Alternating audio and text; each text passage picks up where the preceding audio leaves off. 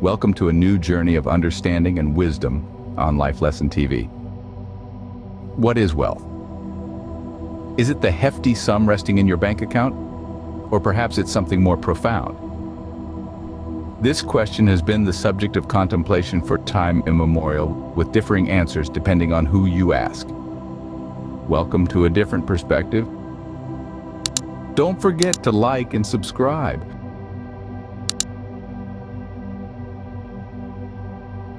Many associate wealth with material possessions, a tangible measure of success. It's the luxury car parked in the driveway, the designer clothes in the closet, the high-end gadgets. It's the digits in your bank account that allows you to afford these things. This is a widely accepted view of wealth, a view that equates wealth with financial abundance and the ability to acquire and maintain a certain lifestyle. Yet, it's fascinating to explore the societal implications of this perspective. The concept of wealth in this sense becomes a status symbol, an indicator of success. The more you have, the more successful you are perceived to be. It becomes a yardstick by which we measure and compare ourselves with others. This in turn can breed judgments, envy, and an unhealthy obsession with always wanting more. However, if we take a step back and view wealth from a broader perspective, we might find that it encompasses more than just material possessions or financial stability. Could it be that wealth is not merely the accumulation of money and material things, but a richer, deeper concept? Imagine a definition of wealth that includes emotional well-being, intellectual growth, spiritual depth, and the ability to contribute positively to the lives of others. Imagine a world where the wealth of a person is measured not by the size of their bank account, but by the size of their heart, their capacity for kindness, their willingness to help others.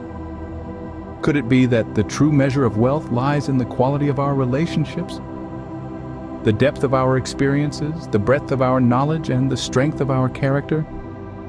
Could wealth be about how we live our lives, how we treat others, and how we contribute to society? Wealth, as seen by many, is materialistic.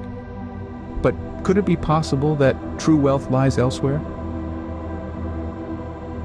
We've been trained to view wealth in terms of material possessions, but what if we shift this perspective? One that's been around for centuries but is often overlooked in the modern world. It's the perspective of the Stoics, a group of philosophers from ancient Greece and Rome.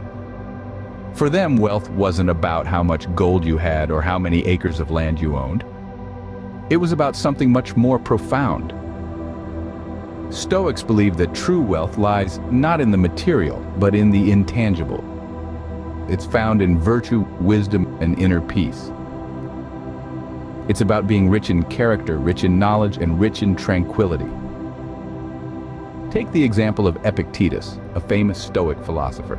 He was born a slave, yet he considered himself wealthier than the richest nobles. Why? Because he believed he possessed something far more valuable than gold or silver. He had wisdom, virtue, and inner peace. And these were things that couldn't be taken away from him, no matter what. Then there's Seneca, another influential Stoic. Despite being one of the wealthiest men in Rome, he often practiced poverty. He would spend days wearing simple clothing and eating basic meals. Why? To remind himself that wealth is not about possessions, but about the ability to be content with whatever you have. The Stoics teach us that external wealth is fleeting. It can be gained and lost, often through no fault of our own.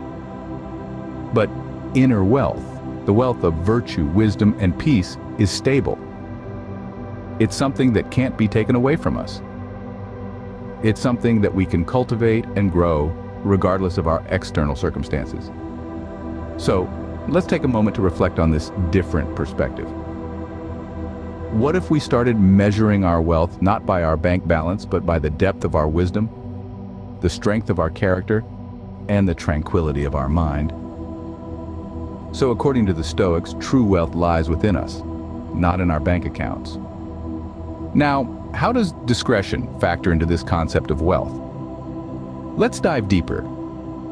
Discretion, in terms of wealth, is the art of maintaining a certain level of privacy regarding your financial status. It's about understanding that the amount of money you have or make isn't a measure of your worth or success. It's about recognizing that flaunting wealth can often lead to uninvited judgments, comparisons, and sometimes even envy. Think about this. You're at a social gathering and someone starts discussing their high income or recent expensive purchases. It's natural to compare, to feel a pang of envy or inadequacy. These feelings can stir up discontentment and rob us of our peace of mind. Now imagine if that person had chosen discretion. The conversation might have revolved around shared interests, uplifting stories, or intellectual debates, away from materialistic comparisons. Let's take it a step further. By practicing financial discretion, we can cultivate an authentic life aligned with our principles. We're not swayed by the pressure to keep up with the Joneses. We're free to find joy and satisfaction in aspects of life that transcend the material, that are immune to external fluctuation. Consider the story of a famous writer who, despite earning millions from his books, chose to live a simple life in a small town.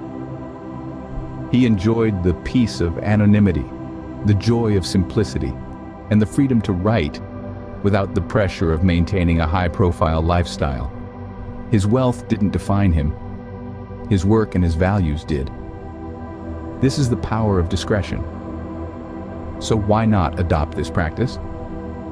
Why not anchor our value and satisfaction in deeper, more intrinsic aspects of our being, rather than allowing them to be shaped by external and material factors?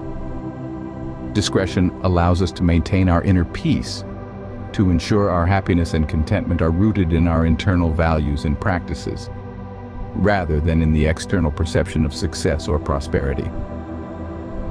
Discretion, it seems, is indeed the better part of wealth. So if wealth is not material possessions, then what is it? The concept of inner wealth is not a new one, but it's often overlooked in our modern world, where material wealth is highly prized. Inner wealth is a different kind of richness. It's not about what you have, but who you are. It's about the growth and development of your mind, your emotions, your spirit.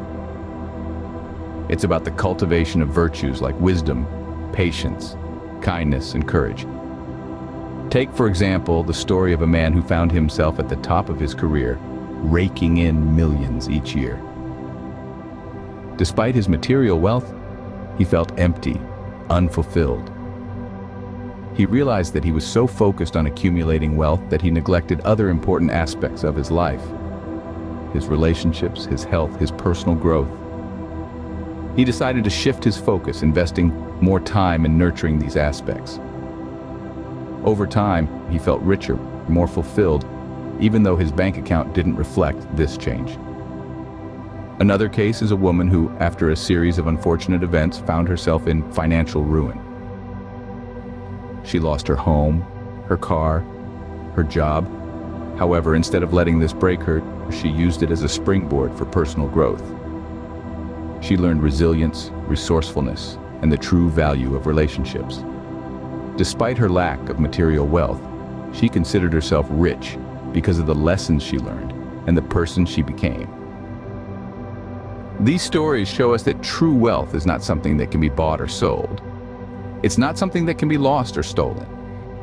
It lies in our virtues, our values, our ability to find peace and contentment within ourselves. It's about being rather than having. Wealth, then, is not just about the accumulation of material possessions. It's about the cultivation of inner peace, contentment, and personal growth. It's about becoming the best version of ourselves, about nurturing our relationships, about making a positive impact in the world.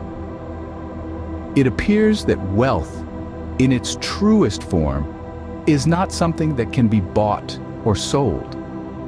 It is something that is cultivated within. How then can we apply this Stoic perspective of wealth in our lives? This question might have been lingering in your mind as we've traversed through the concept of wealth from a Stoic point of view. The answer is simpler than you might think, and it starts with cultivating inner wealth. Firstly, let's talk about personal growth. This is the bedrock upon which we build our Stoic perspective.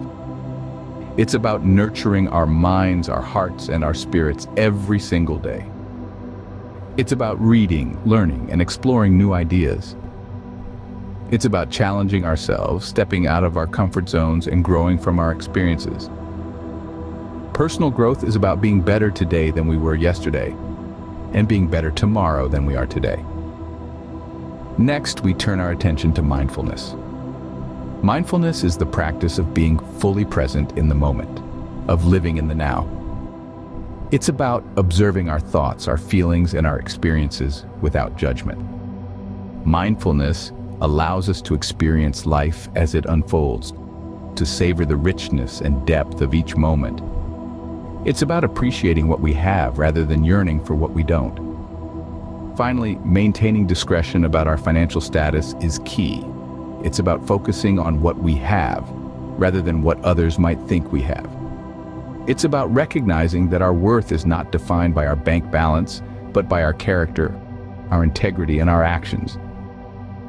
It's about understanding that wealth is not a measure of success, but rather a tool that can help us live a fulfilling and meaningful life. By cultivating our inner wealth through personal growth, mindfulness, and financial discretion, we can embody the Stoic perspective of wealth. We can find contentment in the present and peace in knowing that our value is intrinsic, not extrinsic. In the end, the journey towards true wealth is not a sprint to the bank, but a steady walk towards inner peace and contentment.